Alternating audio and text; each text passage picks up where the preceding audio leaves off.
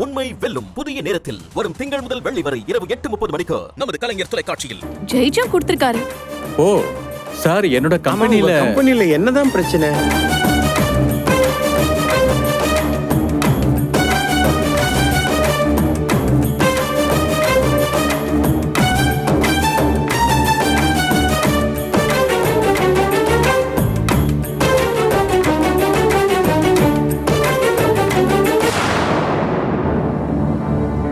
உங்க powder company லாஸ்ல போகுது, ஆனா ப்ராடக்ட் ரொம்ப நல்லா இருக்கு.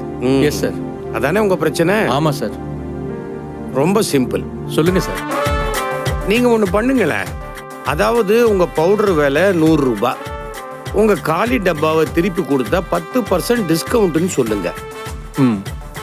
ஸோ 10% டிஸ்கவுண்ட்டுக்காக உங்க பவுடரை மறுபடியும் வாங்க ஆரம்பிப்பாங்க. அதே சமயம் அந்த பிளாஸ்டிக் டப்பாவை நீங்க ரீசைக்கிள் பண்ணி ப்ரொடக்ஷன் பண்ணா என்ன ஆகும்? 50% செலவு மிச்சம். கவர்மெண்ட்டும் இந்த ரீசைக்கிளிங்காக நம்மளை அப்ரிஷியேட் பண்ணுவாங்க. இன்னொரு முக்கியமான ஒரு விஷயம்,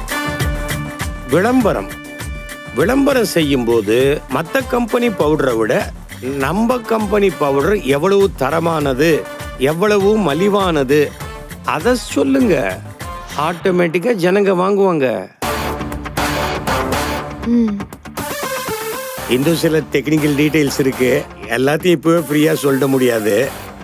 நான் உங்க ஃபேக்டரி வந்து பார்த்துட்டு நாங்க ஒரு ப்ராஜெக்ட் ரிப்போர்ட் கொடுக்குறோம், அதுக்கப்புறம் ஃபர்தரா மூவ் பண்ணுவோம்.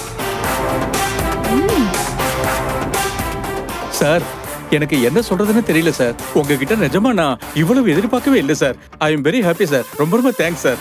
சொல்றதுக்கு ஒரு வார்த்தை கூட இல்ல சார். தேங்க்ஸ் சார், ரொம்ப தேங்க்ஸ் சார். பரவாயில்ல, கை ஓகே சார்.